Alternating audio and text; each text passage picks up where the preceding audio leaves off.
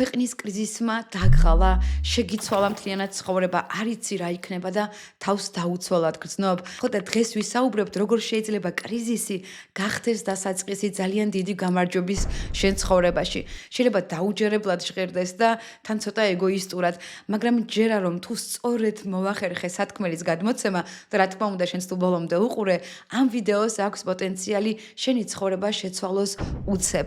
რადგან მოგიყვებით იმ ფსიქოლოგიურ ფაქტორზე, რომელიც ზუსტად კრიზისის დროს გვეხმარება დავიწყოთ ნამდვილი ცვლილებები. თან გაგიზიარებთ სწორედ ამ ფაქტორმა, როგორ შეცვალა ჩემი ცხოვრება სულ ეხლა ხანს. ხო და დავიწყოთ. შენი აზრით რას გრძნობს ბავშვი, როდესაც მისი მშობლების ოჯახი დანგრევის პირას არის, როცა ყოველდღე ჩხუბია სახლში, როცა მეზობლები მის მშობლებს აღარ ელაპარაკებიან, როცა ერთ დღეში ყველაფერი შეიცვალა. ხო და ასე ვართ ყველანი ჩვენ, რადგან ითვლება, რომ სამშობლო არის მშობლების ოჯახის პროტოტიპი.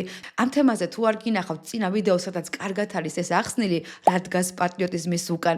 გირჩევთ დააპაუზოთ ეს ვიდეო, ჯერ ის ვიდეო ნახოთ, აი აქ იქნება ლინკი, ან აქ. მაგრამ თუ გეზარება ან ნანახი გაქვს, უცებ გავიმეორებ. ჩვენ იგივე ემოციები გვაქვს სამშობლოზე, რაც მშობლებზე, რა თქმა უნდა, უფრო ნაკლები ინტენსივობით, მაგრამ ფაქტურით იგივე. როდესაც ოჯახში პრობლემებია, ჩვენ გვაქვს დაუცველობის განცდა, ზუსტად იგივეა სამშობლოზე. ხო და ჩვენ ახლა ყველანი ვართ ის ბავშვები, რომლების მშობლებიც გამუდმებით ჩხუბობენ. ოჯახი დანგრევის პირას არის და არ ვიცით რა იქნება შემდეგში. ამიტომ ბუნებრივია ამ დროს გრძნობდეთ თავს დათრგუნულად. შეიძლება ახერხებდე ყურადღების გადატანას, გაქცევას ამ პრობლემისგან, მაგრამ სინამდვილეში ეს პრობლემა თითოეული ჩვენგანის ცხოვრებაშია. ხო და რა უნდა ვქნათ ამ დროს? სწორედ აი ამაზე მინდა მოგიყვე, აი ბავშვის მაგალითით. წარმოიდგინე ბავშვი, რომელსაც თავისი პატარა წკივილები აქვს სკოლაში, არ ყავს ისეთი მეგობრები, როგორიც უნდა. იქ გოგო მოწონს, რომელსაც ვერ უბედავს დალაპარაკებას, მაგრამ სახლში თავს კარგად გრძნობს და სკოლიდან რომ მოდის, იქ მშვიდად არის. ერთხელაც ბრუნდება და სახლში სკანდალია, მშობლები საოცრად ჩხუბობენ. ბავშვი ხვდება, რომ ოჯახი დანგრევის პირას არის. რა ემართება? გამუდმებით მშობლებზე იწყებს ფიქრს. საერთოდ აღარ ახსოვს ის თავისი პატარ-პატარა ტკივილები და გონია, რომ თუ მშობლები დაშორდებიან, არაფერი მის ცხოვრებაში კარგად არ იქნება და პირიქით, თუ ყველაფერი დაალაგდება, მისი ცხოვრება გაბრწყინდება. და მოდი წარმოვიდგინოთ, რა ხდება, როცა მშობლების აი ეს პრობლემები სახლში მთავრდება. პირველი ვარიანტი მთავრდება ისე, როგორც ბავშვს უნდოდა, მაგალითად უნდოდა, რომ შერიგებულიყვნენ, ხო? რიგდებიან და ყველაფერი წყნარდება. უხარია ბავშვს, მაგრამ რამდენი ხანი ხარობს ამ მშობლების შერიგებით? ერთი კვირა, ორი კვირა, მე ხომ ისევ ის სკოლის ცხოვრება ბრუნდება, სადაც მას იგივე პრობლემები აქვს, არ ყავს მეგობრები და ის გოგო ძალიან უნდა, რომ მისი შეყვარებული გახდეს. ასეა ახლა ჩვენთვისაც. თუ ისე გადაწყდა ქვეყანაში სიტუაცია, როგორც ჩვენ გვინდა, რა თქმა უნდა ძალიან გავიხარებთ, მაგრამ რამდენი ხანი? გაიხსენენ რა გვჭირდა ევროპის ჩემპიონატის წინ, ყივილებს ჩვენს წუხილებს, ჩვენს ტრამვებს, რომლებზეც სამუშაო გვაქვს. რა თქმა უნდა, არ შეიძლება ქვეყნის კრიზისი შეადაროს სპორტში გამარჯვებას, მაგრამ ეს იმის საილუსტრაციოდ, რომ თუ კარგად მთავრდება ყველაფერი, როგორი დიდი პრობლემაც არ უნდა იყოს, მისი ეფექტი მალე გადის და ის რაც ჩვენია და რაც შიგნით არის, ის ყოველთვის ჩვენთან რჩება, თუ იმას არ მივხედეთ. ხო და მოდი წარმოვიდგინოთ მეორე ვარიანტი აი ამ ბავშვის ცხოვრებაში. არ დამთავრდა ისე, როგორც მას უნდა და გაიწელა ეს ჩხუბი უსასრულოდ. ესე იგი, ის პრობლემები რაც ჰქონდა, ისიც დარჩა და ამას კიდევ დაემატა უმძიმესი პრობლემა. ასეთ დროს ძალიან დიდი რისკია ეს ბავშვი წავიდეს დეპრესიაში, ის რაც კარგი აქვს ცხოვრებაში, მაგალითად კარგი ნიშნები ჰქონდა, ესეც გაუარესდეს და გახდეს თვითდესტრუქციული. ხო და ახლა წარმოიდგინე, რომ ამ ბავშვს გადაეწყვიტა თავისი ცხოვრებისთვის მაინც მიეხედა ამ დროს. მაგალითად გაერისკა და იმ გოგოს გამოლაპარაკებოდა, სკეიტბორდზე სრიალი ესწავლა, ახალი მეგობრები შეეძინა. ეს რას ნიშნავს, რომ ბავშვს აღარ უყვარს მშობლები და აღარ შეიტანს წვლილს მათ შერიგებაში, თუ მასზე რამე დამოკიდებული იქნება, თუ პირიქით მას მეტი ენერგია მოუვა ამ დროს. ხო და ნახე რა არის აქ საინტერესო? ეს გამბედაობა ამ ბავშვს მაშინ მოუვიდეს, როცა ოჯახში პრობლემები იწყება, გაცილებით უფრო მეტი შანსია, ვიდრე მანამდე, სანამდე ოჯახში სიმშვიდე იყო. და რატო?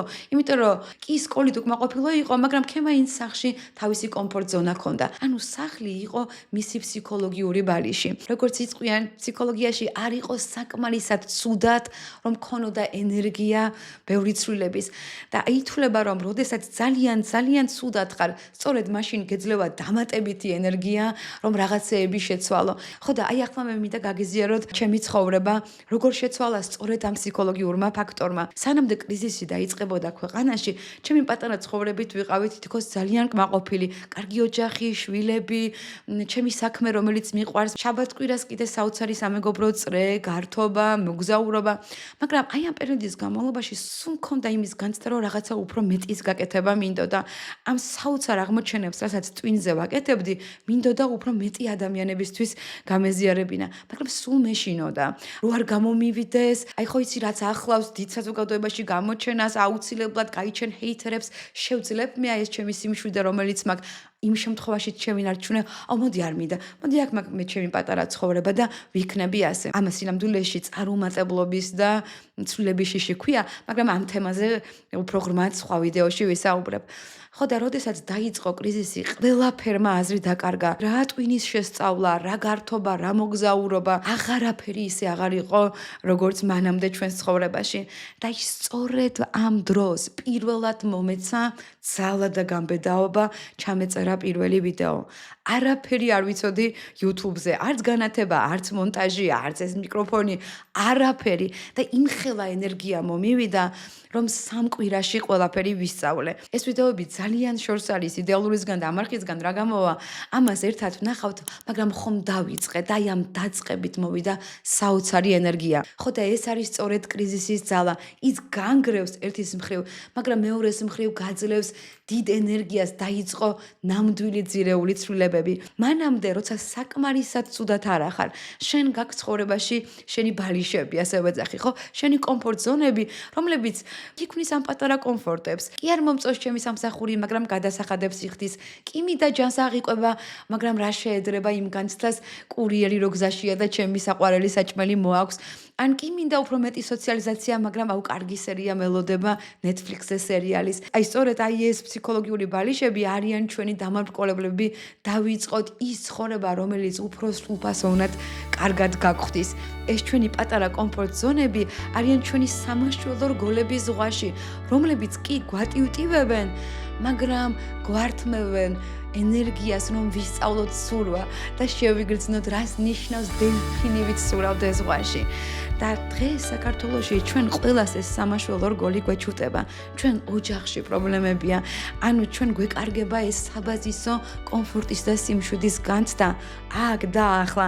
და სწორედ ამიტომ ახლა არის ყველაზე კარგი დრო დავიწყოთ სურვის სწავლა, ანუ დავიწყოთ ჩვენი ცხოვრების ცვლილება.